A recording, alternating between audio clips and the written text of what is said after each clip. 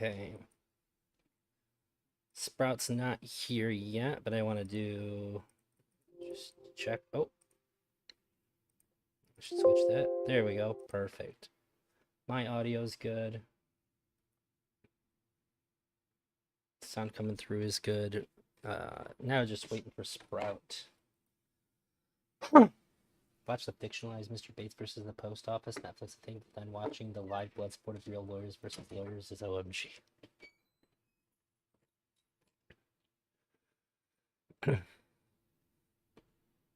Chef's kiss.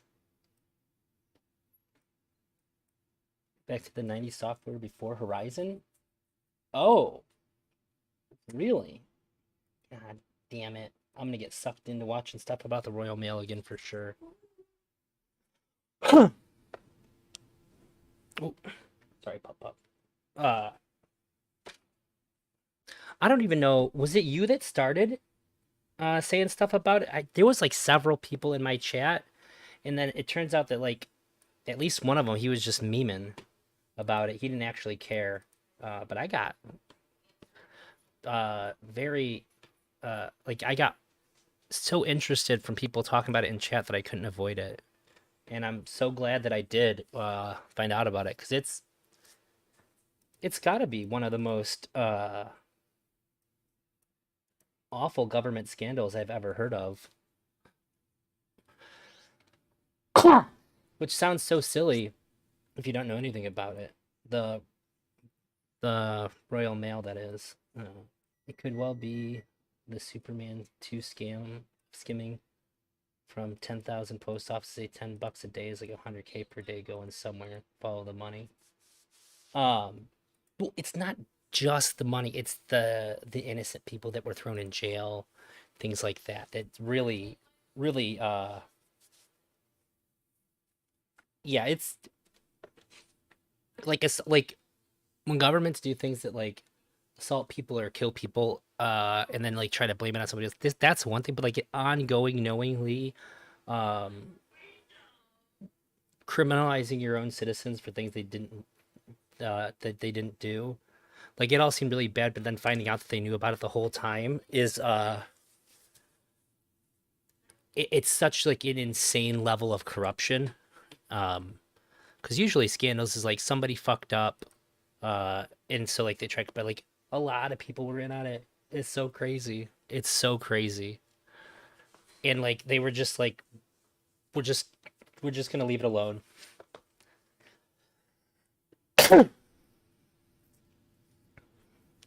Truly ruining people's lives. I guess to me it's worse because it's one of the areas like I don't expect to trust my government to tell me the truth of like about like war crimes and things like that. But in one of the few areas where you're really expected to be able to have some trust in your government, like the post office and banking, it seems like the post office banking at least, like the post office, you should be able to trust them. Like I don't think that like you're crazy for trusting the post office. And some postmasters really nailed, but some get a bonus for their involuntary transactions. Oh, inviolable. Sorry, got covered up. Corrupts of postmasters exfiltrating and laundering money nicked some of the. Remember, these were small businesses that were franchising out of the government. Yeah, there's yeah, there's definitely there's like tiers of like ever there's like tiers to the structure, and like each one is like uh, terrifyingly corrupt. Uh, and they do like different pieces of this big puzzle, but like every single individual unit is like working to fuck people over. Whole lives destroyed, but how many affected by mistakes? Thousands. Yeah, I like it's got to be like tens of thousands, I'd imagine. Well, maybe just thousands in like direct like having their life ruined, yeah. But like I mean if you count all the taxpayers, cuz all the taxpayers got fucked hard. Uh just by Horizon alone.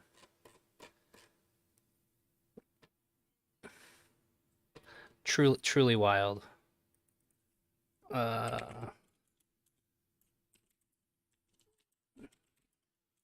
oops, just. Oh, hello. Hello. Sorry. I didn't Okay, know if I good. You had did have permissions. permissions. My bad. It's funny. A lot of people just like assume they don't. In like, if you have the creator of content role, you should. But like for some reason, a lot of people either they think they don't or something. I don't know. Nobody ever just comes right in. I appreciate that a lot. It saves me the trouble. Uh, and then it saves me the trouble of finding you. No, you're good. I jumped in general first. I'm like, do I have permissions? And I tried to jump in. You're like, wait, what? I'm like, oops, was I not supposed to do that? Oh, I didn't even see. Yeah, you can I was in basically general if for like a matter of like 2 seconds. okay, if you have permissions on my server, you can basically jump in whenever you want. If I'm like super strict, I don't want anybody to come in, I'll go to private or like I'll just like kick the person and be like, "Hey, you can't come in right now." Oh, okay. That works. Um, oh wait, I got you popped out. Can I get your camera? Yeah, Also, my bad. I'm just I'll pulling everything up. give you mine too, so that way we're actually talking to each other. I'm Let's see. gonna go out on a limb and say you're not streaming this. Are you streaming this? I'm not. I No. had a feeling.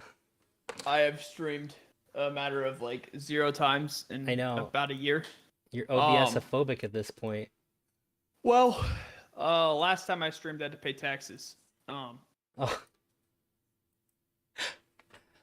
that's part of it. The other part of it is I'm waiting till I'm sure that I can commit. meet my expectations. I don't want to be inconsistent, and so I'm waiting till a point to where I feel like I can be consistent, and then I'll see if I can jump back into it.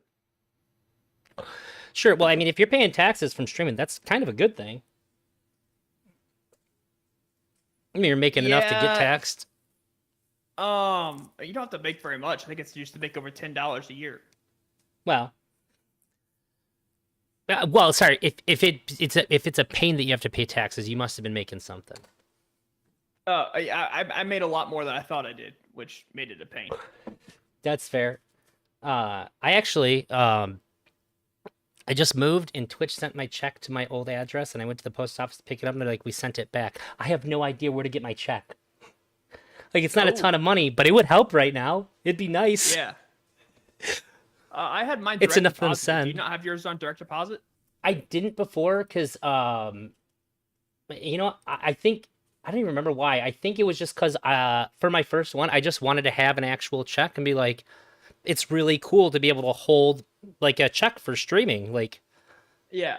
99% of people that stream will never hold a check for, being live. You know what I mean? So it's Right. it's it's something tangible to like be proud of and motivate you. Cuz like even when people donate to me, I don't care about like having money go into my bank account, but it's like a metric to show that like people are like, yeah, that was some cool shit. Yeah. I mean, I've always told my streamers, like, or my fit chatters, and like when I streamed, I was like, listen, I make enough money outside of this. You don't need to pay me anything. If you feel like it, then feel free. But if you can't afford it, don't feel bad at all. I make enough money on the outside world that I don't. Twitch money is just extra money at the end of the day. So don't like break the budget. That's fair. I've been pretty broke for I just don't ask. I couldn't leverage like people that watch me to do that. I'd feel bad. I'm like the opposite of like most streamers. I don't ever ask for money and when people do I'm like exceptionally grateful. I mean, when people do, that's when I would say that. I'd be like, you don't need to give me money if it's breaking the bank. Like, if you really feel like it, then feel free. I'm like, whatever. But yeah, I don't know. I felt weird getting money from Twitch. Oh, I don't It's just been a hobby for me. You know what I mean? It's just been it a is a hobby. hobby for me So too. The only reason I actually have a Cash App, like my Cash App on here because one single viewer said, "Hey, is there any way I can donate to you without giving it to like YouTube?" or anything because like I think they said they want them to use PayPal. They're not from the U.S., so maybe that's the only way that they can. And I was like, yeah, sure. So I just leave that. I just left that up there for them. Uh, Oh, okay. but yeah, I understand. I'm very much a hobbyist, so I don't ever worry too. I used to stress out a lot about like not being consistent with the days and stuff, but I don't want to stream just to stream. I want to have something to say. That's true. But anyways, I really appreciate you doing this. I think I asked you. It's kind of been close to a year now when I first asked you if I could interview about this, right? Probably really close to a year. Yeah. I wouldn't have thought so, but I Yeah. was trying to find a video of mine the other day, and I seen stuff that was like 11 months old. I was like, no way, dude. That was 11 months ago. Maybe Time goes by fast. I should be better at this by now. Um, Oh. so yeah, I don't know. I don't do a lot of panels, and I haven't seen you until recently for quite a while. So I don't know who on my side knows who you are. So if you could give me, Okay. don't give me the stupid panel introduction. Actually, tell us who you are and stuff. I am the Sprouticus. I am from Indiana. I am 27 years old. Um I work in technology. I have a degree in computers and information technology. I was in the Army for 8 years as an information technology specialist. Right now, I hold the position of director of technology for a school corporation. Let's see. I was conservative growing up. Grew up very conservative, as you can guess. Indiana's a red state. And recently I've kind of dropped the part. Oh, I say recently, somewhat recently, I've kind of dropped the party affiliation. I no longer affiliate with the party. I consider myself a wild card, mainly because when I'm on panels, people don't know which side I'm going to be on, which is, I find it kind of fun. But no, that's me in a nutshell.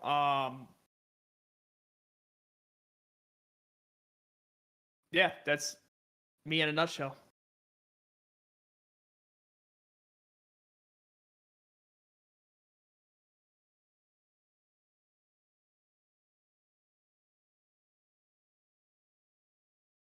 Um, so Sprout's my last name. Um, so yeah, Sprout is my last name.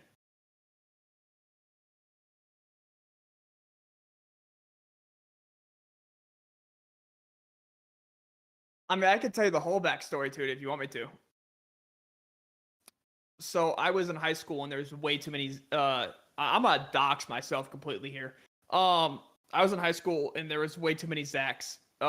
There's way too many Zachs in the high school. And so I teachers are like, oh, you'll go by Zach T, you'll go by Zach S, you'll go by Zach whatever, right? Zach B, and I kind of found that frustrating. I didn't like hearing my last initial on there. So I said, no, it's fine, just call me Sprout. And then then slowly the school started calling me Sprout. And one of my teachers is going around the class coming up with like movie names or song names for each person. And so they went around, like someone's last name was Hammer, and he's like, stop, Hammer time, right? And I'm like, okay, this is interesting. I have no idea what the hell you're gonna do with my name besides like the generic, right? Like Zack Attack or whatever. Like it's either gonna be really boring or it's gonna be really creative. And so he got to me and he's like, I am Sprouticus. And so ever since that kind of hit, I kind of adopted that as usernames. I'm like, it's super unique that it's not gonna be taken. So I started kind Yeah. of adopted I am Sprouticus, which became too long for like a streamer name, so I dropped the I am and just put the. So but it started off as I am Sprouticus, turned into the Sprouticus. So It's the same number of characters, Sprout. yeah, but I am is two syllables and the is one syllable. It's a little bit easier Oh, than. okay. Fair enough. Fair enough. Um, so for the people watching, I guess for you, I don't know how you get about people complimenting, but I'm gonna glaze you a little bit here. The reason why I'm so interested in particularly your political shift is because when I first met you, I just thought you were like a straight up hardcore conservative. But then I found out after the fact that you were like playing, like you were basically playing a character for that one. You ended up like leaving that panel and coming back as like a Trump impersonator. So like first you played like hardcore, like belligerent conservative, and then you came back as Donald Trump. And then when I found out that you weren't even like you didn't even have any of those views, that you were just playing it up, I was like, oh, what the fuck. So like you stuck out in my mind. But then I've been on a pretty good amount of panels with you, and the thing that I really like about you is that you're not just honest, but like you when you talk about the subjects, you probably more than anybody else that I see on panels allow yourself some space to be vulnerable when you're talking about things, which I think is impressive because most people are incredibly fake when they're streaming, but not just that you allow yourself to be vulnerable when you're talking about political things. It like I can tell that you actually care about all of the stuff that you're talking about, and so you have somebody who like cares and all that. People that have that usually don't move on things because you're Yeah. passionate about it, you're being vulnerable, so like you're really you have such a good feel of like what you're talking about. These are some of the most hard to move people, and yet when I found out that you used to be really conservative and now you're, I would have to guess like considerably more liberal than you used to be, even though you're a wild card. Yeah, I'm considerably more liberal than I used to be. Yeah. Yeah, that's really interesting to me. I think throughout my life, I've met people that make the opposite move a lot more often. And I myself, I used to be like hardcore libertarian, but I'm not anymore because I realized that every libertarian I've ever talked to is they can't even have a conversation about their ideology at all. They're the most inflexible, immovable, and zero idea peoples I've ever talked to in my entire life. It's insane. Um, and I also don't hate people, so I couldn't be it anymore. Yeah. Uh, so I feel like I relate to that a lot. I mean, I used to be very conservative. I'm sure you know Mr. Geek. Mr. Geek. Yes. Yeah, Maybe you don't know Mr. is Geek. he a moderator for Irrelevant? No, maybe for relevant. I know he's the editor for Dylan Burns. Okay, He was also a huge part of Hippy Dippy. It okay. was him and Danabo, that kind of made up the background of the Hippy Dippy. And Mr. Geek doesn't really get any, doesn't get like a lot of viewership. He streams, but most of the time when he's streaming, it's just hanging out and stuff like that. So it's not. It's normally like 3, 5 people on his stream. But I popped by his stream, and he even said that he's like, "You're everything that the Conservative Party wants and needs." Um, like I'm an ordained minister. I was in the military. I met all the check boxes for a good conservative candidate for some type of office. And Mr. Geek even stated that I like I had a like I was on the nail. Like, you know what I mean? I had the talking points as the talking points were coming across. Like, it wasn't like I had to wait for them to come across the news. I had the talking points pretty much at the same time. And so I was pretty much on the I was hitting the hammer on the nail with like the talking points of Republicans and the GOP, et cetera, and so on. Um I don't know how far you want me to get into it, but Well, because I'm sure you have questions, and I don't know if you want this to be more kind of like a question led or so I don't narrative mind led. if you go off, but I want to add to what you just said while I was writing questions out because I did write stuff. I actually care about this interview. In case you're wondering if this is like a throwaway thing for me, it's not.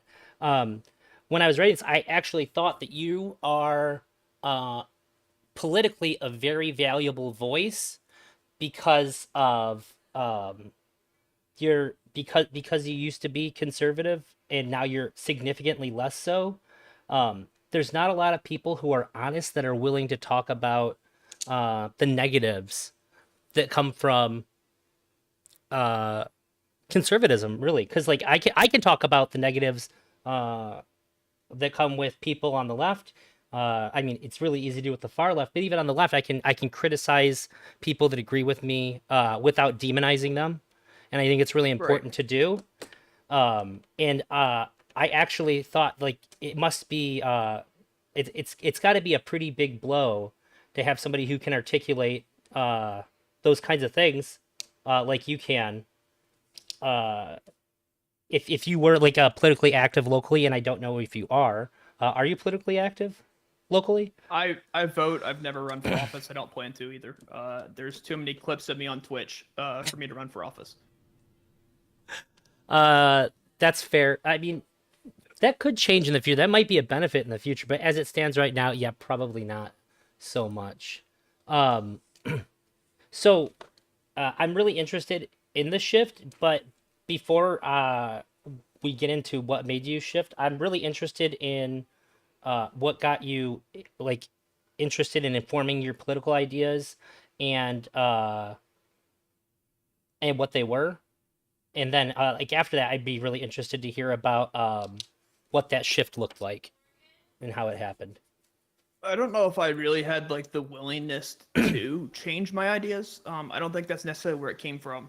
Um, I think you'll remember this, Elder Drazi, is that I uh I was deployed. Do you remember this? While you're streaming? Yeah. So I took like a 6 7 month break from streaming because I got deployed.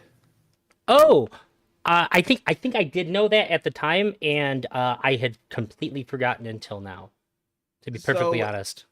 no, you're good. So I got deployed for 6 7 months, and really that deployment it was. Now I wasn't overseas deployment. I was deployed to Wisconsin to assist with the Afghan refugees. I got like a, it was insane. I had like a 2 week notice of deployment. So it was like I got a call 2 weeks later. I was going to be in Wisconsin. So it was crazy. It was crazy time frame, crazy. Which is why it was considered a deployment because of how little time frame we had of notice for this. But when I was there, I kind of was absent of any politics. There wasn't a whole lot of stuff to do on base. Obviously, I couldn't stream in uniform. I couldn't stream on a military base, or at least not with people knowing it's a military base, right? And so there was a Sure. lot of like issues of me streaming. So mainly, I just kind of fell off of politics, and I kind of just did other stuff. I did D&D with a bunch of other people that were there.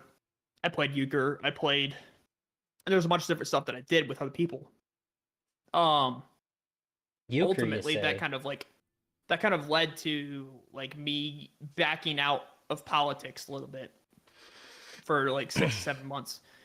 And when I came back, it was almost like I just found myself in a different spot. I came back and I wasn't willing to just say, you know what, I'm going to defend this because it's my party. I wasn't willing to just go along with the party narrative and defend the party narrative at all costs. I just came back and I'm like, no, I disagree with that. I'm not beholden to a party. I'm not beholden to who I vote for.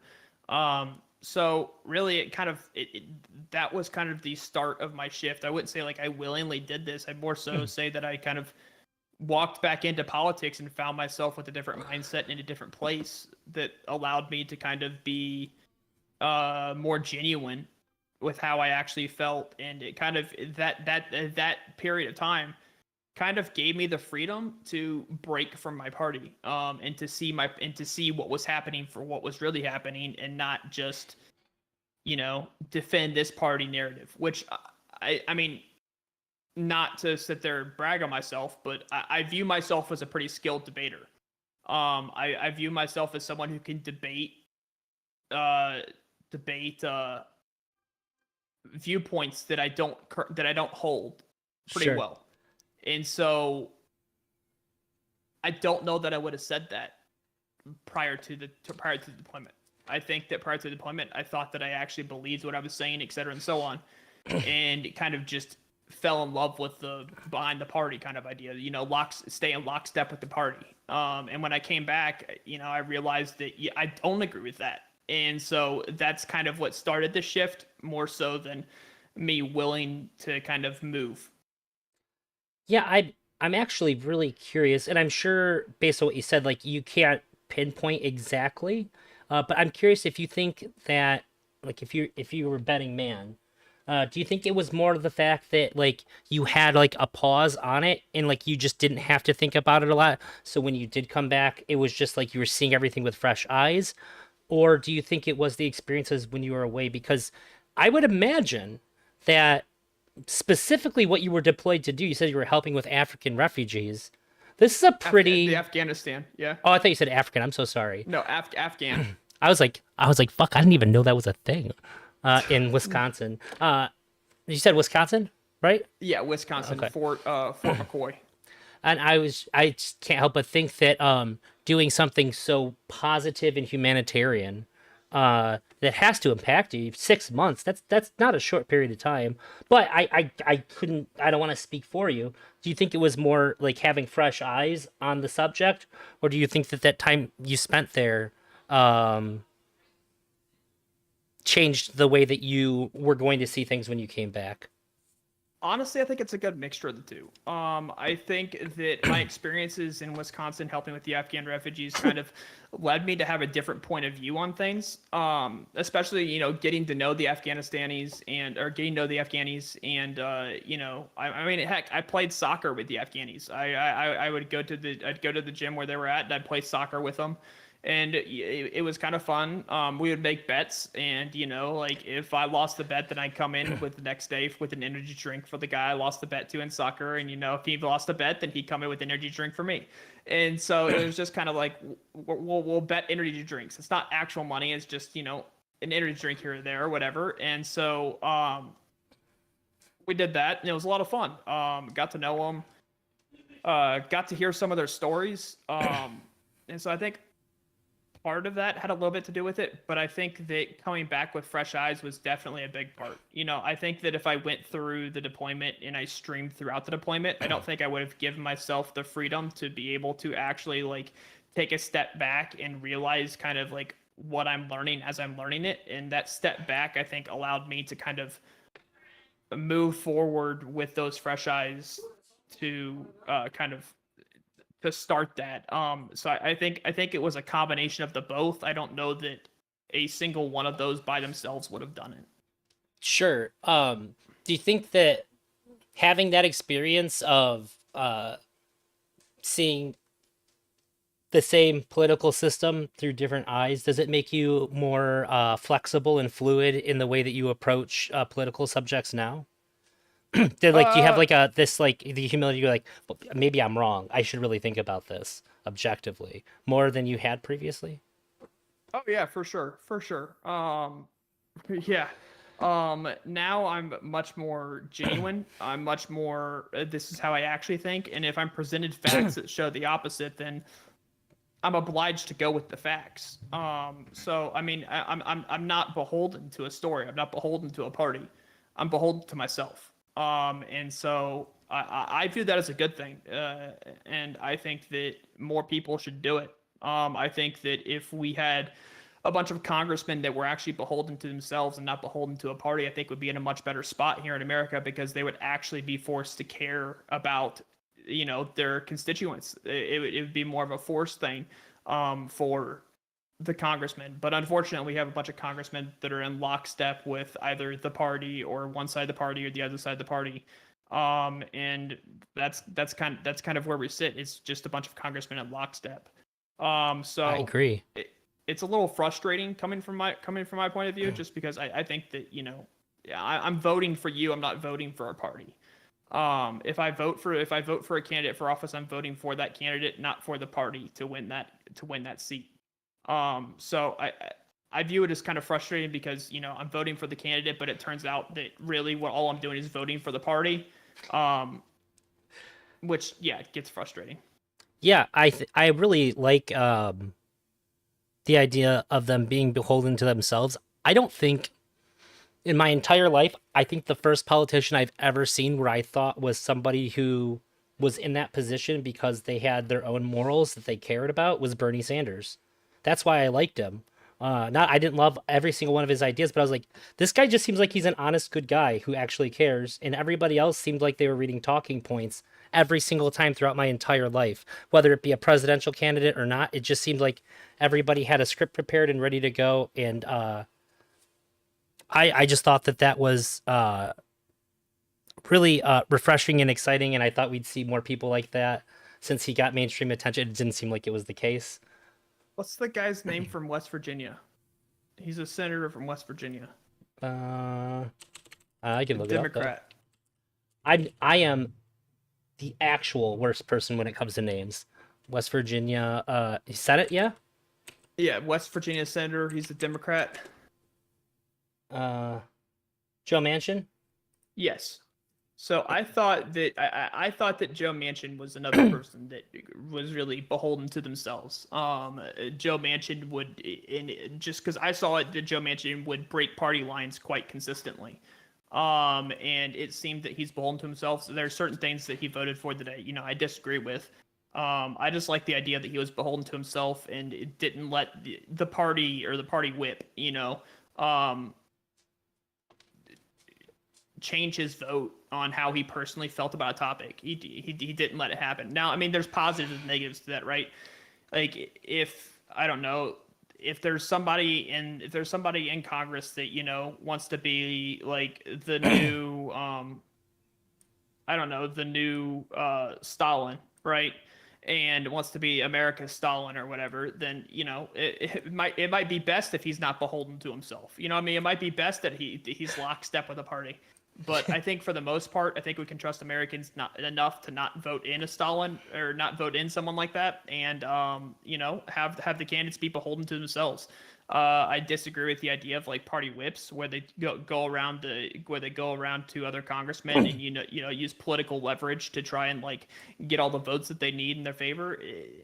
I don't know. It seems to be gamifying the process of getting legislation through, and I don't know that I like that being gamified, if that makes sense. No, that makes perfect sense. I got to be honest. I've read a good deal about Joe Manchin, but I've never heard him speak. So I guess I didn't pick up on that. It does make sense though. Basically, every time I read about him, it's like a source of frustration for me because like we could have had like a ton of power, and he's just like, I don't know. Maybe not on this one. So it was a little bit frustrating, but I think that's a pretty important perspective that you uh, just gave me on him. Um, so I'm just assuming. Correct me if I'm wrong. That your political ideologies before taking a break, they were just sort of like inherited from your community, your parents, things like that. Um, I don't know about my parents. My parents aren't really political. Um, they've never Interesting. really, they've never really I don't know, they've never really kind of pushed my political aspirations. They thought that me debating politics online was stupid. Like not been real supportive of me politically. While they do believe the same politics, they don't really believe in like talking about politics. I see. So I never really talked about politics at home when I was a kid. I guess it just drew my attention early because there was a high school teacher that told my dad, he was like, "You guys must talk about politics when he's home." And my dad was like, "No, we don't." And he's like, "We don't have to lie to me. He knows a lot about politics. He obviously didn't learn all this himself." And he's like, "No, we don't talk about politics at home." And he's like, that went back and forth for a while, and we didn't talk about politics at home. I was just naturally gravitated to it. And I mean, in intermediate school, we had a mock election of what was it? It was Obama versus McCain. Oh, And and for the intermediate school, I was made the chairman of the GOP. So I was the Republican chair for that election, and ran the Republican side of it, and there was another student that ran the Democratic side of it for the whole grade, and yeah. So I mean, I guess it's just kind of been a part of my life ever since I was a kid, and I think I just, you know, this is gonna sound bad, This is gonna sound really bad, but I'm gonna say it. I don't think I ever met anyone that was intellectually smart enough to be able to, I don't think I met another. I don't think I met someone who was enough of an interlocutor to be able to debate me off of my positions. I never felt uncomfortable in a debate against somebody else until like it was Twitch politics. Like I just never had that spot where I just felt uncomfortable. So I just don't think that there was enough talented interlocutors to be able to that believed the opposite of what I believed around me that I had the option to talk to. Um, I think that's why I wasn't ever talked out of it, is just because there was no one who held that viewpoint that was enough of an interlocutor to where I couldn't just do away with it almost instantly. Um, I don't think that sounds yeah, bad at all. When I was a teenager, I was very interested in politics, and basically, anybody in my family, I was just like a nightmare to try to talk to because the adults in my life had like zero political understanding, except for like maybe my grandpa, and he was just very dismissive and just like wouldn't talk to me. Like I think he just understood like we would just like argue, and he didn't feel like doing it. But everybody else was just like whatever. My dad only cared about who was gonna save him the most money on taxes. That's 100% his political policy. Who's cutting my taxes more? Who's gonna make it better for me? And I think the closest I've ever seen him come to hitting me is I told him that like he's just corrupt and greedy. Like that's like the worst way to approach politics. Like you literally it's just like it's just me, and like he slammed his fist down at like an all-you-can-eat buffet. He was so furious that I called him out. So I just understood that like adults couldn't talk to me. Nobody, when you're 15, nobody wants to talk about politics. They want to talk about video games, like smoking weed and like pussy, like they've gotten it already, even when they right. haven't. That's what being 15 is like for most people. And though there's still a lot of that, I still wanted to talk about politics, but nobody. So yeah, I think that when you're in like that part of your life, when you're still in school, you're going to be hard pressed to meet anybody that can talk you out of anything because one, that's like the most arrogant like phase of your life. I mean, Like, let's be clear. We're talking about all the way through college as well. oh, Yeah, I was 25 or 26 when I got deployed. I well, think I'd I was say 25. college is maybe just as bad as far as people not actually caring about policy. Well, at least I'm a little bit older than you, but at least for me, it seemed like nobody cared about that then either. Like, Um, I had debates in college about it. I oh, just always felt that the other side was underinformed, and undereducated in the topic, to where it's pretty easy for me just to destroy them. I This is why I've gotten so good at reading sources, and why I've kind of built up a reputation to where I will read articles during debates. Is I will read off a paragraph of an article and stuff, because what I love to do is I love to take other people's sources and turn them around on them, because that discredits anything else they're going to say or do. If I can take a source that you gave me and turn that source back around on you and say that that source doesn't even say what you say what it's supposed to say, I now have ammo and arsenal to use on any additional source you use. Like, are you sure that's what this source says? Am I gonna have to yeah. read this source too? Like, and it kind of gives me that leverage to where I can push against them without even having to work at it, just because they made that small mistake. And it's worked in Twitch too. I've read through articles that people sent, and they just read like a sentence or two, and I read further through the article. I'm like, do you realize your article disagrees with you because it says this later on? And they're like, it's been an effective tactic for me.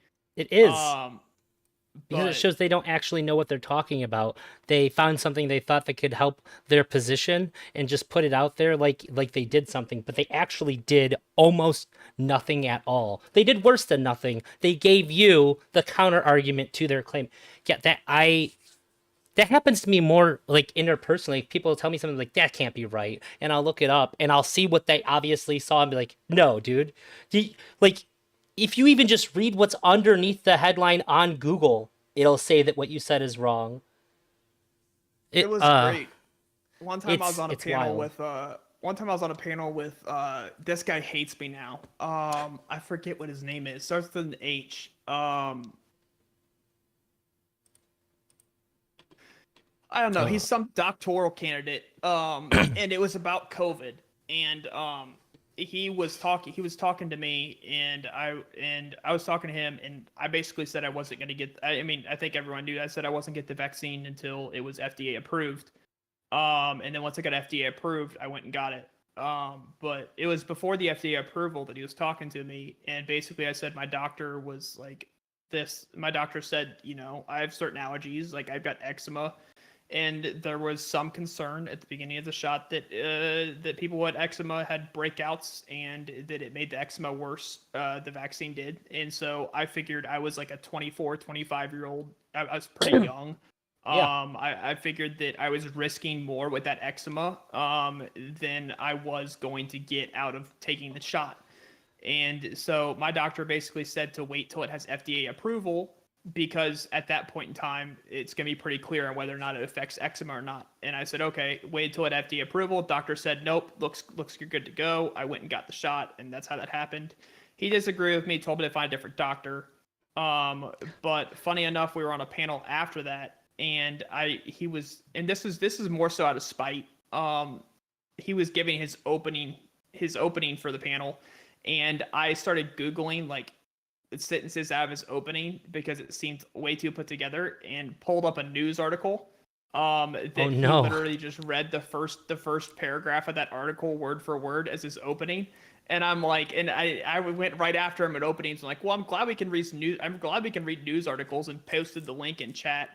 And so then, yeah, he's not liked me at all ever since. But yeah, I mean, That's that really was more so funny. out of spite. But um, That's it's proven effective because I think people just Google crap on the fly, and then they just don't even bother reading it, or vetting their source. And so then it gives me an easy turnaround of like, the source you sent says this, and that's exactly what you're saying is wrong. So yeah, dude. It's. Do you remember the last panel we were just on together? Like a week, not even a week ago. yeah. I spent about 5 minutes reading on that subject, and I had, like, you heard, I was spitting out statistics, and like, I truly, and one of the things that I said too is like, this has to be one of the most studied psychological occurrences, period, because I've never been so overwhelmed with information on a subject. Like, it was minimal effort to have like, literally the one person who disagreed with everybody else that like literally couldn't say anything about any of that because like he didn't read anything. Right. But I guess that position doesn't necessarily need to, anybody to read for I it. mean, it's frustrating. It's frustrating. I mean, I've had people I've debated that don't have sources and just kind of like Think about it. confident confidently say they're correct, right? Yeah. And then you bring sources, and they're just like, no, those are wrong. And then they have got nothing to offer, but they do it confidently, right? So to chatters, it's like, oh shit. And They I've trump hated those you. debates. I've hated those debates because it's always seems like it's just bad faith. It's like you're not willing to offer anything to the contrary. You're just gonna tell me I'm wrong and be confident about it. Okay. Um, and but I don't know That's the literally the debates. Donald Trump method for debating. Yeah, Wrong. it is. Wrong. The debates I love, though, the debates I love are just like the easy debates I love are when people hand me sources they know nothing about. Like one time someone handed me a book summary as a source of the book, and I'm like, "Have you even read this book?" And they're like, "No, but I read the summary." And I'm like, "Okay, you're disregarding everything with this book and this summary because it's obvious to me that you didn't even bother to read the book. Why should I bother to assume the summary is correct? Like, uh, Yeah, you can't check it, against the book. it's so easy.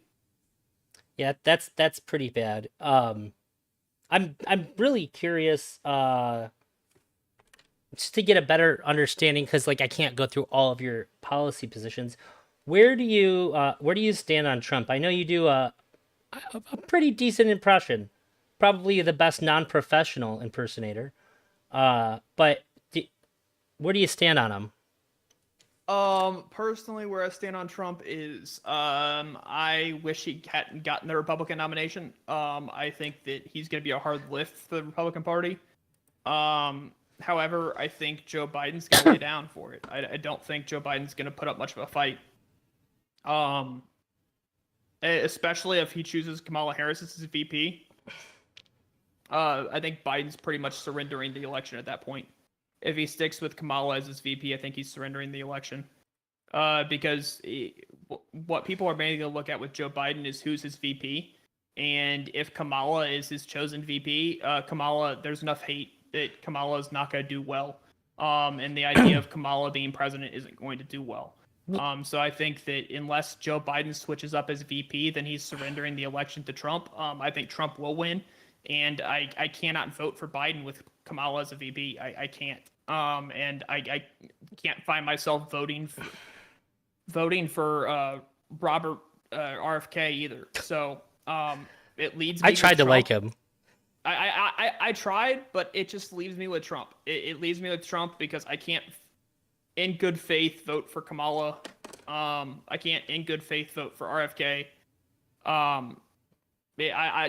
With this election, I'm having to choose like the best of the evils. You know what I mean? Like which evil do you like best? And I don't know. Right now I'm thinking I would vote Trump over Biden. But that could change, especially if Biden changes up as VP. Because mainly when I'm looking at Biden, I'm going to look at his vice president and go from there as to whether or not I'm going to vote that ticket. Yeah, well, I know she has a lot of hate, but she also has like no support. She's been our vice president for a considerable amount of time, and I've learned nothing about her since the election. She hasn't. She's not. But that's bad.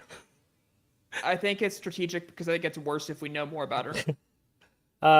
That's a fair suspicion to have. So I think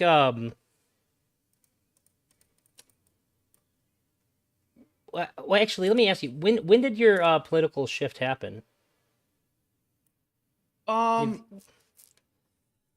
would say I started getting uncomfortable before I deployed. I think I started getting uncomfortable and started kind of, being conflicted and then stepped away. And then kind of came back with fresh eyes and kind of like realized how conflicted I was. Was it 2023 or 2022? It was in 2022 or 2021. Okay. It might have been 20. I think it was 21 going into 22. Okay. So, but I mean, I used to be a host on a Twitch channel known as the Republican Nation, and I basically used to run that channel for the host for the owner. Yeah, very conservative, very much so. Were you super pro-Trump then? Oh yeah. Okay. I was super pro-Trump. I was, I was quite literally what you would have envisioned if you. I mean, I hit all the marks for a Republican candidate. Sure. So I mean, I think maybe in another life I would have been a very young. And I couldn't even run for Congress. I would have been a very young elected representative somewhere in another life. But I kind of came to the conclusion that it's not what I wanted to do. I wanted to be genuine with myself, and genuinely, that's not how I felt. So, if I was curious, what if you are ever like really pro-Trump? I actually prepared something, about conservative. If you don't mind, I'll just read it off to you. Okay. So it's kind of a bit, but it's totally it's actually what I think. I don't understand how a conservative could possibly be in favor of Donald Trump, because I know conservatives. I grew up in a small, tight-knit, very Christian town. I grew up in some of Michigan, and Right. we're talking like 1 square mile, 11 churches, real metrics right here, real numbers. I'm not making that up. So imagine this scenario if you're a conservative man. Your daughter's dating a guy. She's been dating him for a while. She wants to bring him home to dinner, so you finally need to find a little bit more about him. Your conservative dad, you're going to be a bit more helicoptery when it comes to your daughter in dating age. So you got to find out if he's a good fit, if he's appropriate to be trusting with her. You say, well, the first thing that's going to be on your mind is like, is he a good guy or bad guy? So you say he's got a clean record, right? Well, he's facing 91 felony accounts after being indicted 4 times, but I swear, Daddy, he didn't do any of it. Everyone's just against him. Now, imagine already the horror when you're trying to find a middle ground here. You'd be like, well, he's never been found guilty in court. No, only his civil trial for sexual abuse. So he's a creep too? Of course not. He actually funds a lot of children beauty pageants, and sure, he walks in on them when they are changing totally naked. But it's like he says, it's nothing he's never seen before. And now, if you're really trying to keep in the good graces of your daughter, ignoring all your morals and principles at this point, because they're right out the fucking window, you grasp for one last straw and you say, well, like, at least he's a down to earth blue collar man, right? And Um, so then my little end piece here is just thank God Trump is not dating your daughter, conservative men. Luckily, you just want him in the most powerful position of the most powerful nation on the entire planet. So, like, yeah. conservative morals just don't line up with this guy in the slightest. If you would be horrified, like, if you're grabbing your shotgun because he's dating your daughter on paper, how could you ever elect him? Right. I mean, I think a lot of conservatives think that these charges are trumped up. No pun intended. I think that I personally think that these charges are a little trumped up. I think that it's kind of trying to go further than the law will allow. Um, at certain points, and I understand why politically. It's just I think it's further than the law will allow. Um, and so with that, I think it's kind of like sticking to that, right? So it's like, oh, they proved that, you know, maybe one or the two charges of those are like all trumped up charges, and then they make like the false equivalency that since these are trumped up charges, they must all be trumped up charges, and so therefore, you know, Sure. he must have not have done any of it, et cetera, and so on. Well, that's why I use the metaphor of he's dating your daughter because 91, I don't care how many of them are too Trump, a conservative guy, no fucking way, dude. Like I think this is the appropriate frame because it really gets to the heart of how much are they bullshitting themselves. Let me tell you why I voted for Trump. Um, Sure. the first time. So I voted for Trump the first time because I knew he was going to be a political hand grenade. I knew that he was going to go in there and blow up the system. Shake up I the knew that meta. he wasn't right. I knew that he wasn't going to play by their rules. And so I was getting tired of feeling like I was not being heard, right? And so I finally felt like I was heard from a candidate, and I knew that candidate had enough money to go in there and do what he needed to do, disregarding whether or not uh, this company was still going to pay him or Big Pharma was still going to pay him, et cetera, and so on. So I voted him in knowing or at least believing that he would be a political hand grenade that would essentially blow up the system. Now, that made sense to me. Why people elected him, but why they stood by a lot of the crazy things. That's where, because like, even when he first got elected, I was like, well, look, I don't know that much about the guy. It seems like he was a Democrat for most of his life.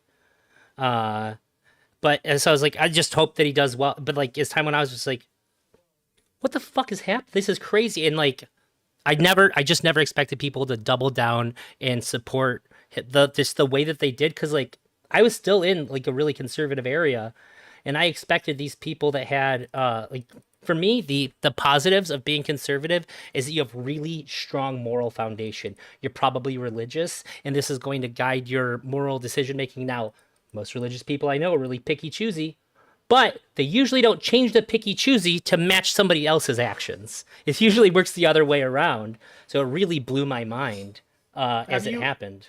have you watched Fox News though? Have I watched Fox News lately? I mean, have you watched Fox News? Oh yeah, absolutely. Okay. Like I've seen Fox it. News is how they do it, right? Like Fox News is because I mean, there's really only one network people on the right watch, and it's Fox News. Or at least was one network. I think there's another network now that's something. It's something I forget what it One is. American News, OAN. That One one's American News. That's another one. news. There's a couple more. There's a couple more coming out. But Fox News was like the one back then, right? And And so it's still the king. Let's they be real. could they could take narratives and twist them on Fox News. And if that's the news channel you decide to watch, not CNN or not MSNBC, or not decide to fact check the news channel you're watching, then it's pretty easy to just get the twisted narrative, right? And that was a news channel that they trusted. They trusted what they said, and so I think that ultimately it came down to that, and they just started believing this stuff. And I mean, it led to QAnon. It led to a bunch of different crazy things. Like it led to people thinking that RFK wasn't actually dead. JFK. Like it wasn't JFK. No, it wasn't JFK. It was RFK. The guy who's running. Not RFK Jr. Oh, I'm sorry. Yeah, okay, you're right. You're right. They said that he faked his death and that he was going to be Trump's vice president the next term. That's I remember that. It led to a whole bunch of crazy stuff, and I think that kind of what happened is just the narrative got changed, which led people to go down that path and just believing that they were correct and kind of moving down that path and believing a bunch of other crazy stuff as well, like believing that the election was stolen last year. I mean, I think that there were certain election laws that weren't followed the way they should have been. And the state of Michigan agrees with me on that one, but there's not a good remedy. You know what I mean? There's not like a good remedy when people voted a certain way that should have been illegal, but they were told it was legal. It's like, what's the remedy? Do we not count their votes and take away their voice because they were told this was a legal way to vote, but it wasn't, and so there's not a good legal remedy to that. Sure. So I think there's a couple states that had that issue. Now, do I think this would have changed the election? No. I just thought that election laws weren't followed and they should have been. Yeah, I kind of think that maybe this sort of thing happens a lot. There's just not as much scrutiny all the time. Right. Because systems they work when they work. Right. And so, I mean, I think that that's kind of where it lays, I mean, especially when they can hammer down on these laws weren't followed and then somehow make the claim that this would have changed the results of the election, which mathematically doesn't even work out in my brain that this percentage of people would have changed the election because I mean a large percentage of mail-in voters were Democrats, so the only way it's going to change the election is if you remove their votes entirely. If they knew that they couldn't vote that way, I don't think that you would have lost the amount of votes that you would have needed to win on the Democrat side because they couldn't vote via mail-in. I think they would have still showed up. They still would have voted. Highly motivated. It just happened a different way that wasn't legal.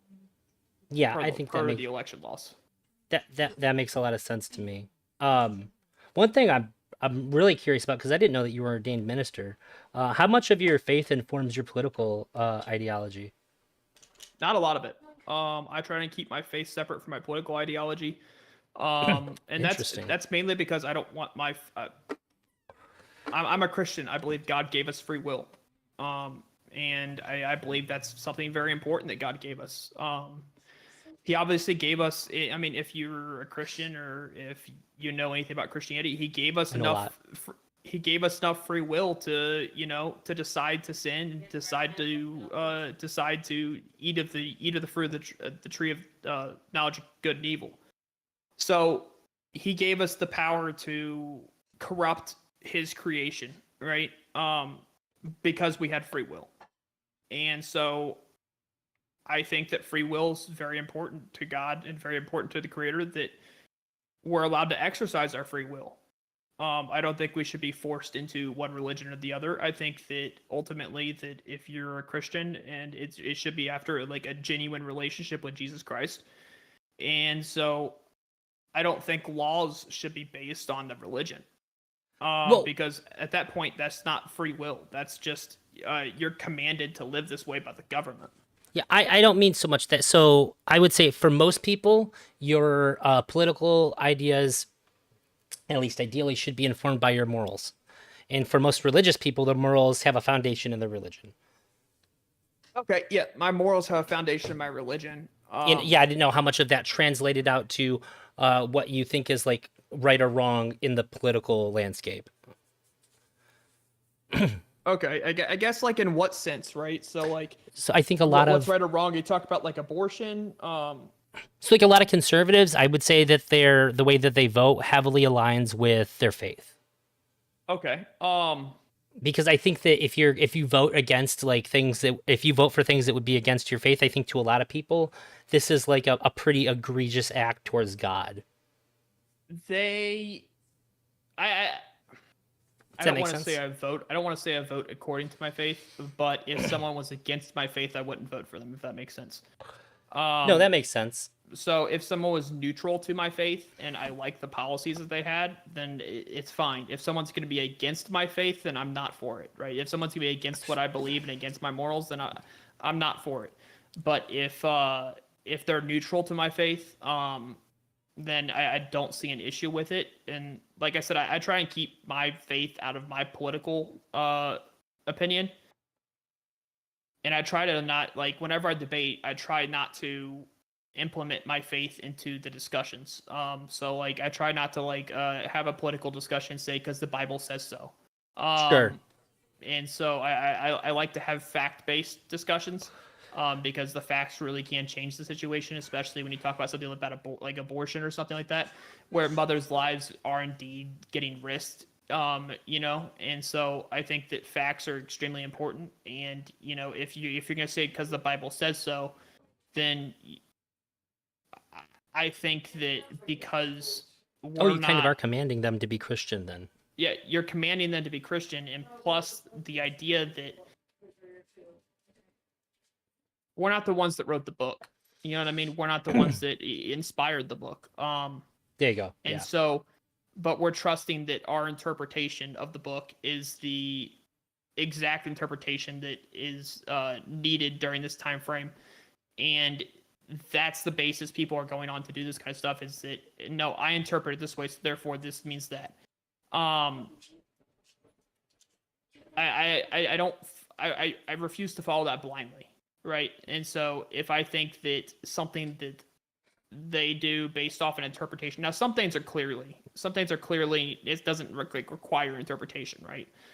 But especially with abortion, it requires interpretation, right? Because like they're using verses of I knew you before you were conceived, et cetera and so on, right? I knew you before you were born, and they're using a lot of those verses to kind of say that no one should be able to have an abortion.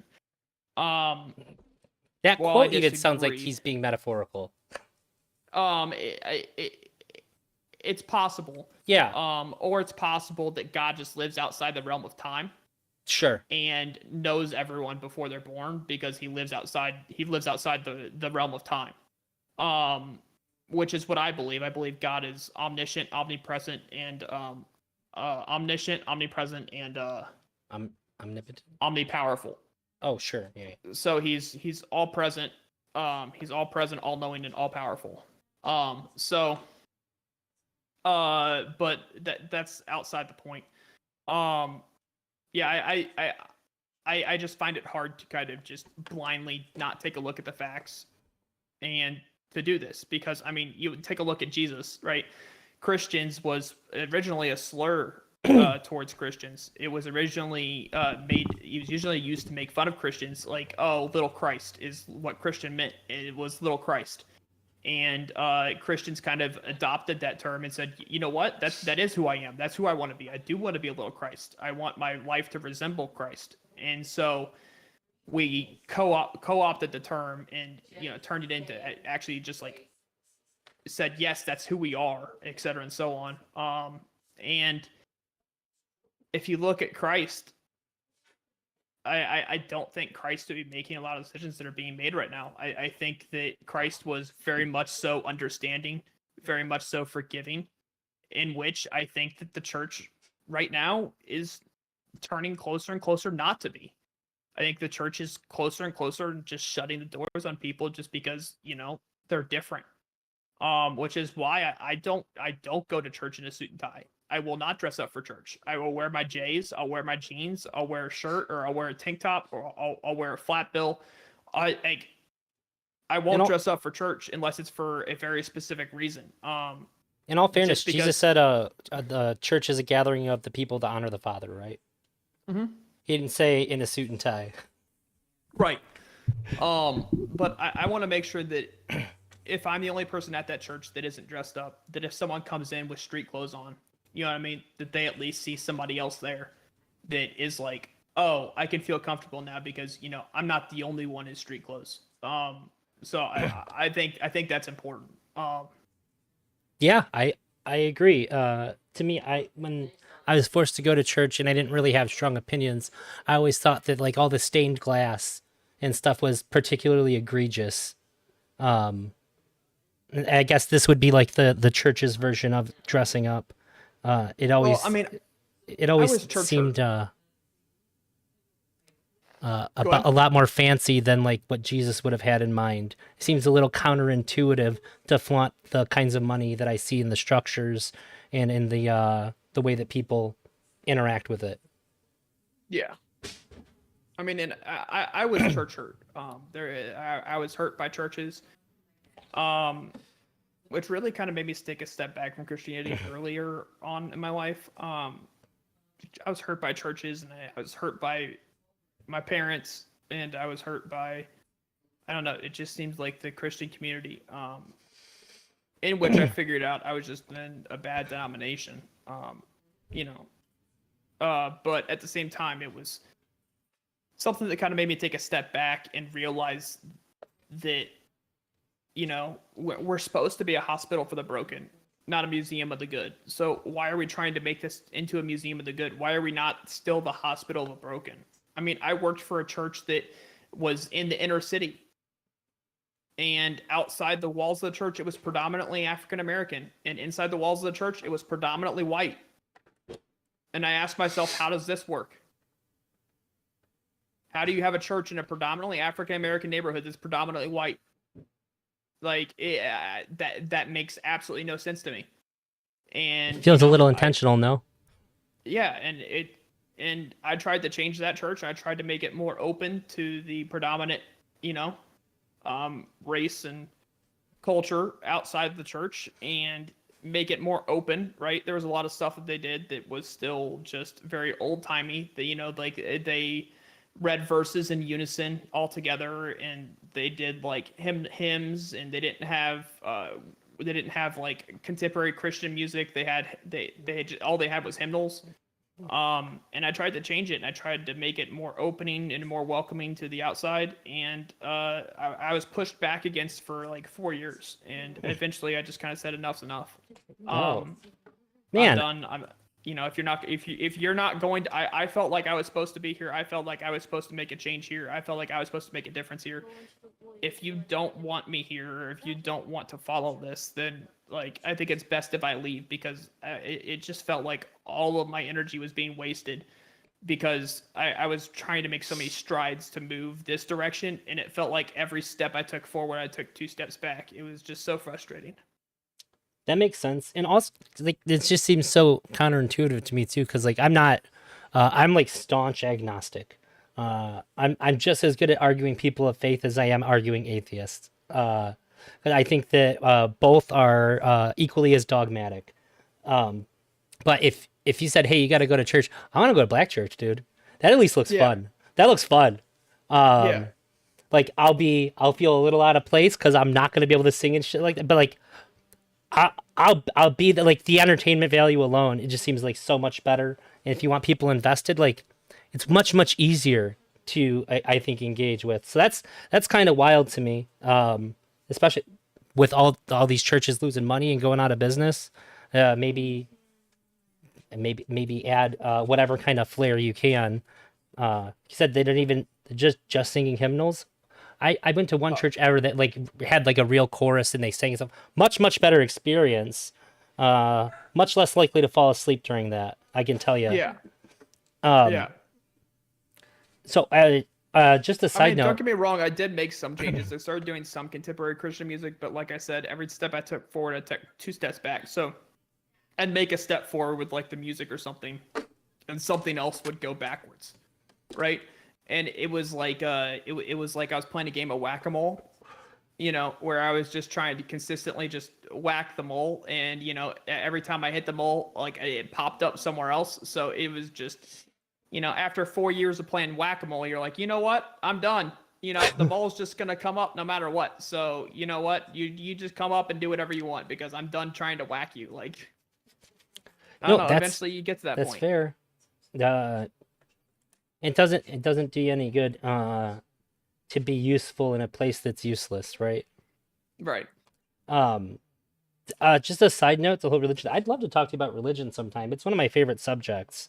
Uh, and not even like I'm not even trying to debate you on your faith or anything. I like to dive into people's faith. Like if you take me up on the offer, one of the first things, and I don't want to go crazy into it here because I'd rather have it be about you, Yeah. is thing I like to ask people that are who have faith at all is just tell me about God. You can tell me about your dogma whatever later, but like I like knowing what people think about God because I like to see what's unified amongst people and I like to see where the divides are. I like to see what the minimum requirements people would have to have in order for God to be God. These are all very interesting things to me when we study theology. A lot of books on theology are a lot the same. They don't ask very many interesting questions.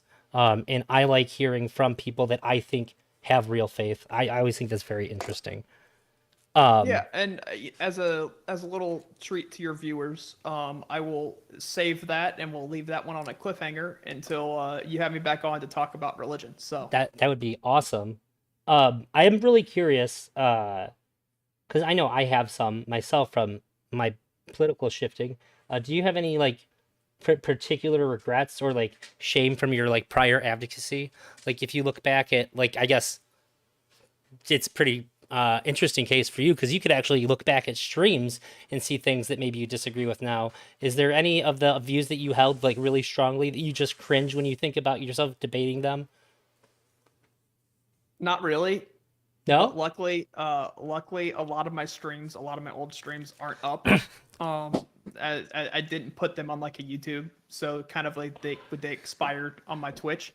And I don't really go in other people's channels and like review how I talked about stuff back then. However, when it does get brought up or someone does have a clip of me from back then, it is kind of a humbling moment. It's like I really said that, you know, and I said it with conviction, like Do you I have any in said it like I particular? meant it. I feel like based on the look that you have on your face, something comes to mind. You know, it was. I mean, a lot of it was trans people. Oh, sure.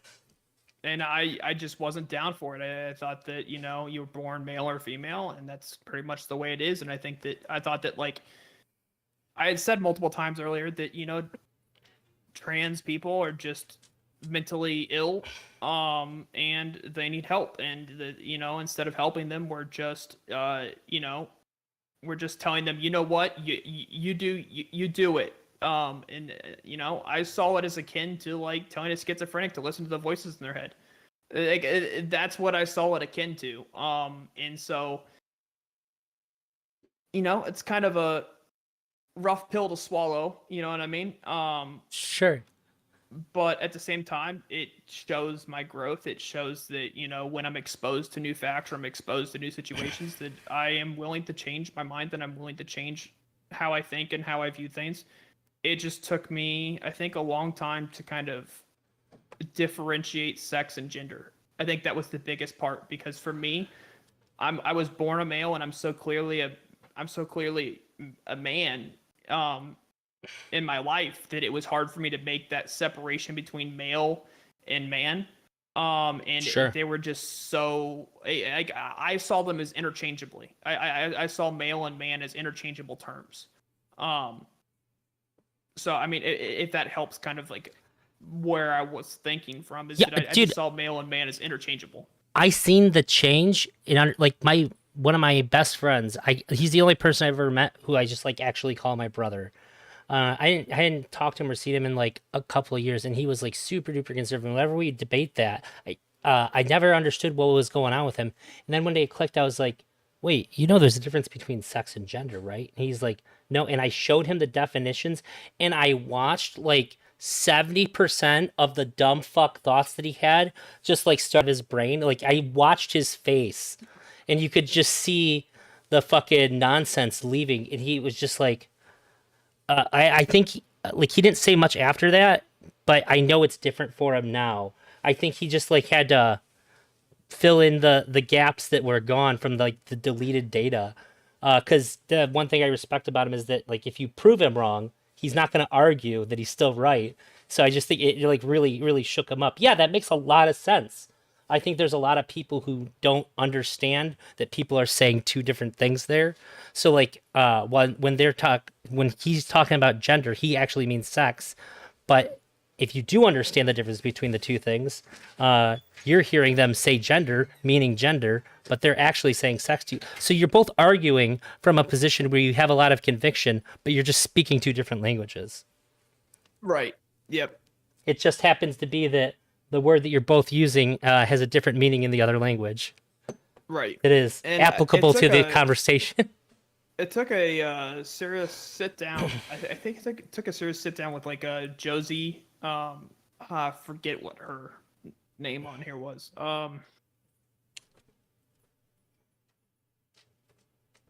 not gonna come up with it right now. Sure. But Josie was another OG of Twitch poll.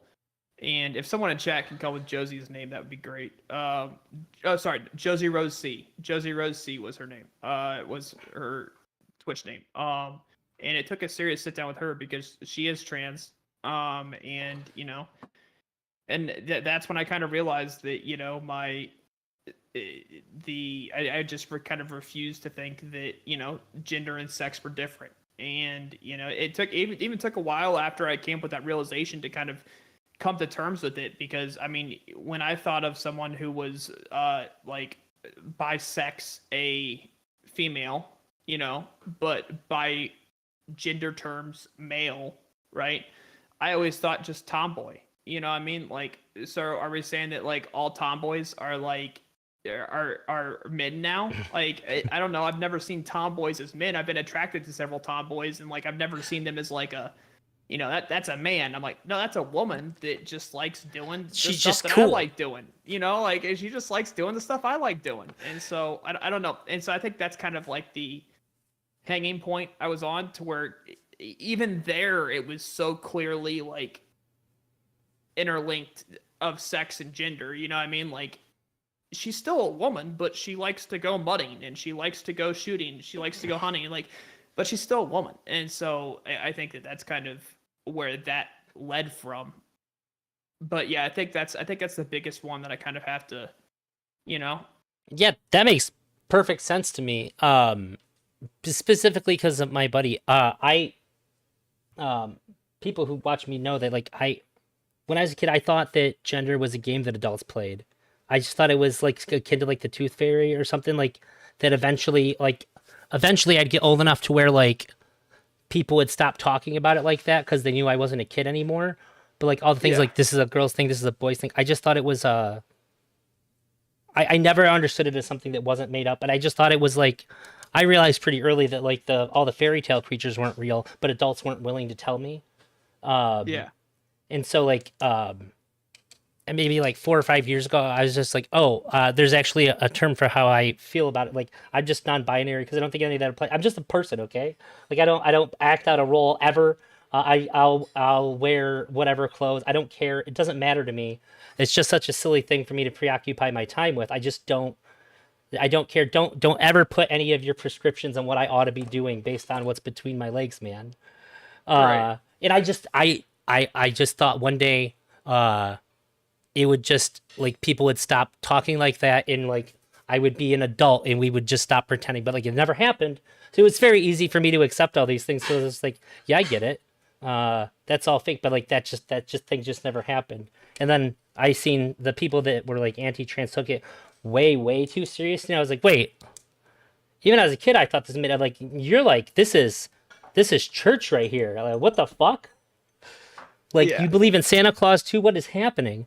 Um, so I think that I wouldn't be able to empathize with what you're saying as well had I not seen how strongly the idea of not understanding the difference between sex and gender can really make a person angry even. Yeah. Because And my I buddy think was like, like way too angry about it, and I was so glad I I mean, could I would get figure out angry what it about it was. too. I would get angry about it too because it almost feels like everything you've ever learned is a lie. You know, Yeah, so they it must be almost feels crazy. like it almost feels like someone's trying to kick out one of like the building blocks that's foundational to everything else that you put on top of it. You know what I mean? And so Yes. someone's trying to tell you that that's not a building block, and you're like, it fucking obviously is. And so then they're like, but it's not. And it with myself in that mindset, it just drove me crazy. It was like, how can you say this isn't what it is? You know what I mean? We're not playing like philosophical games to where it's a chair because I say it's a chair. No, like this is very clearly what it is. How are you telling me it's not?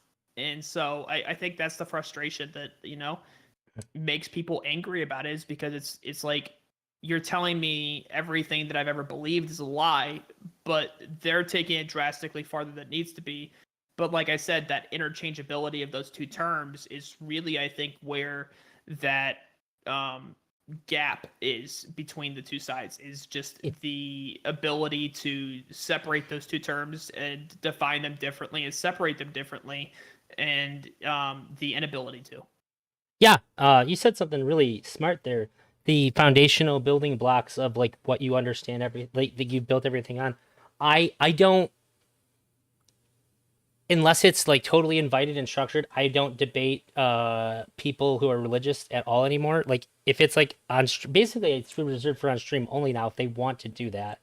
Because I'll debate atheists. I think that's why so many atheists are angry, because like when they become atheists, they have the most foundational, like God did it is the answer for everything because God created the universe. So like at the bottom of everything, you have that. If you just rip that away, like yeah, you're gonna be angry. Like everything that you thought when if you move away from that, you're just gonna be mad because a bunch of things are just sort of falling where they may, and you're gonna run into fucking problems a lot. And I don't think it's right to do that to somebody. Like if I debated, like if let's just totally hypothetically, if I debated you out of your faith, like that's an irresponsible thing for me to do because I don't know what that's gonna do to you.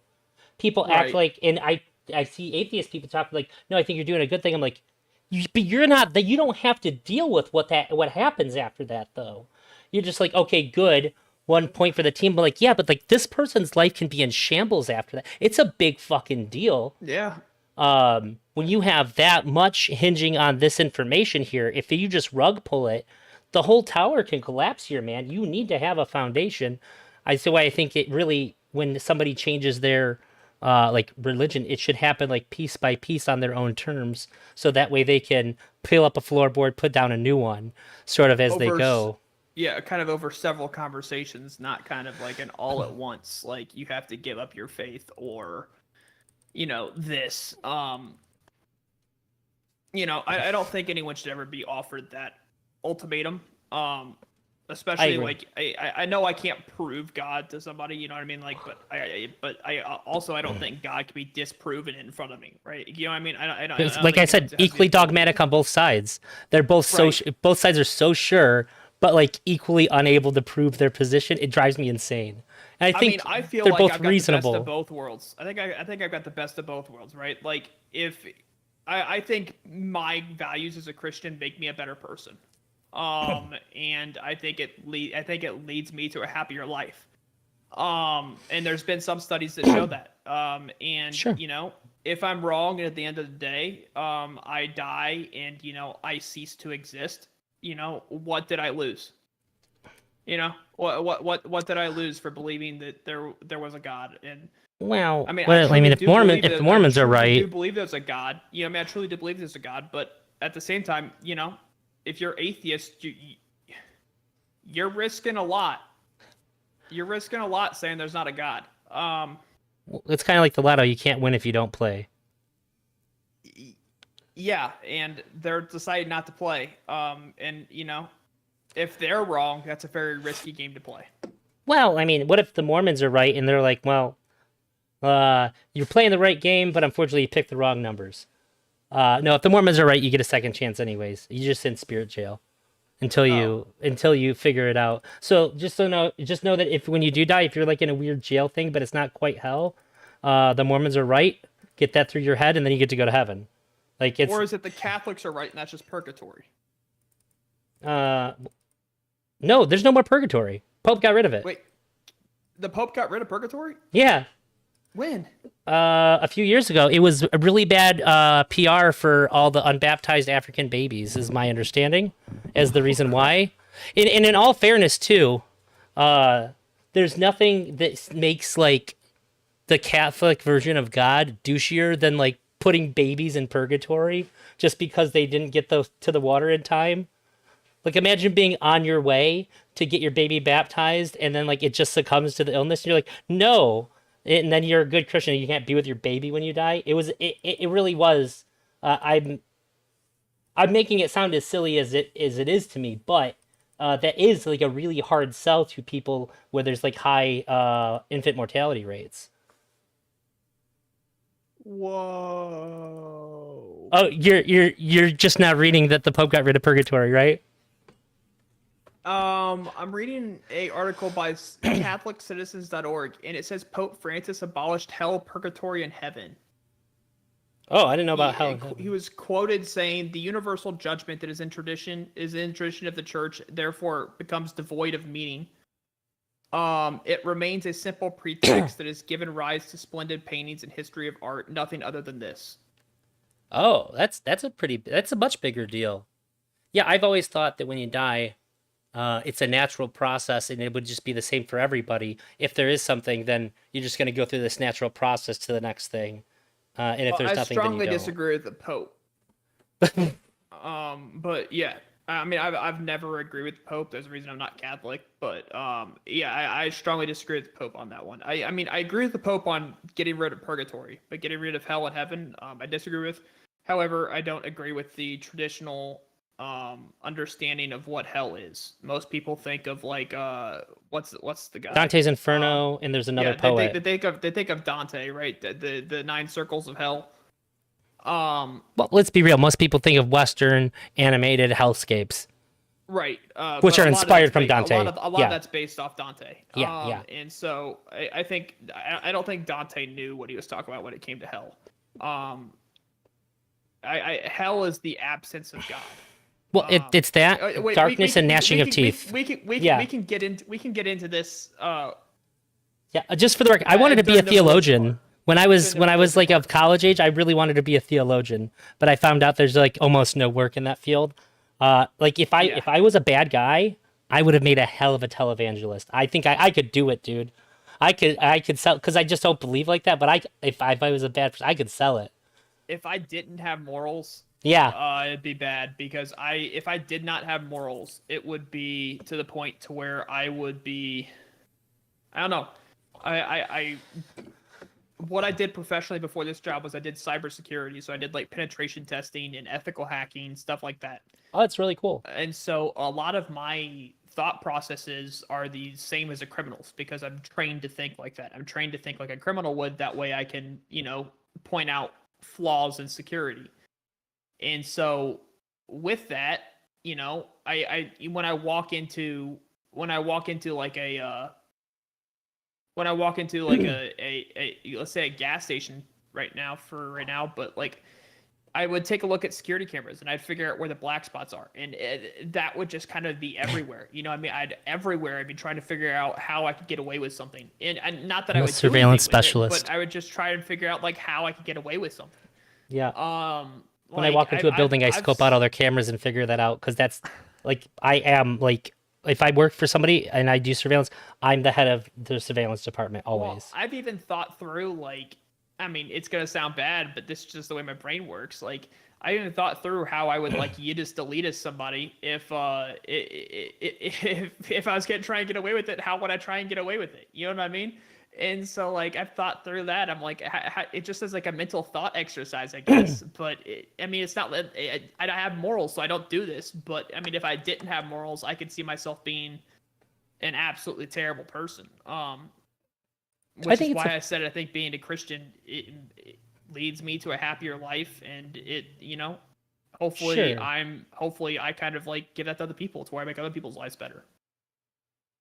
Yeah, that makes sense to me. And on what you just said there, I think that's a totally normal thought exercise. My cousin was into true crime stuff and he said there's no such thing as a perfect murder.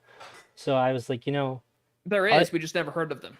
well, no, you could like if you took I told you if you bought 30 cartons of cigarettes in a state that you don't live in, you wear gloves when you do it. You open them all up, you take out one, throw it away, smoke it, who cares? And you inject one of them with cyanide, and then you just leave these packs in different places. You just travel around the country. If you find a pack of cigarettes and you're not a smoker, you're gonna give it to somebody who is because it's like $8. Yeah. The majority of these are gonna end up with somebody, and then they're gonna smoke it. They're gonna die. You're nowhere near the scene of the crime. The evidence literally burns up. And if they tried to test it for cyanide, I don't know why they would. They would find, yep, just like all the other cigarettes, it's present. Uh, and you would have no connection to any of the victims. So it's like literally the perfect crime. I mean, yeah. I mean, I was more so thinking like other like a specific target. You know, I like just if I had just like a rose to that specific occasion. target, how Yeah, would I get away with it? But that's yeah. that's that's a lot harder. I Um, mean, I guess if you ever set up like a random trap like that, then I mean it'd be easier to do that than. yeah, you'd fuck up the whole country if you did that. There'd just be people dropping. I mean, it'd be bad. Yeah. Um, I gotta say, I'm really impressed. I have a lot of questions. Like we went through all of them because you answered them before I could even ask. Um, that's all I really have for you. But I really do. If you, I'll touch base with you in a couple weeks to see when you're free. I really want to talk about religion with you now. Yeah. We almost went off into it too deep a couple of times. I mean, it's a big part of make. It's a big part that kind of makes me who I am. You know what I mean? And so, um, I mean, it's understandable, but no, I think it's at the end of the day, I just wanted to be genuine. You know, I wanted to be who I was, and I didn't want to have to defend certain actions by the people just because they were a part of the party. You know what I mean? And Yeah, I respect that a I lot. didn't want to defend like positions just because the party wanted to do it. So I prefer being genuine. It makes it a lot easier for me to debate when I genuinely care about an issue.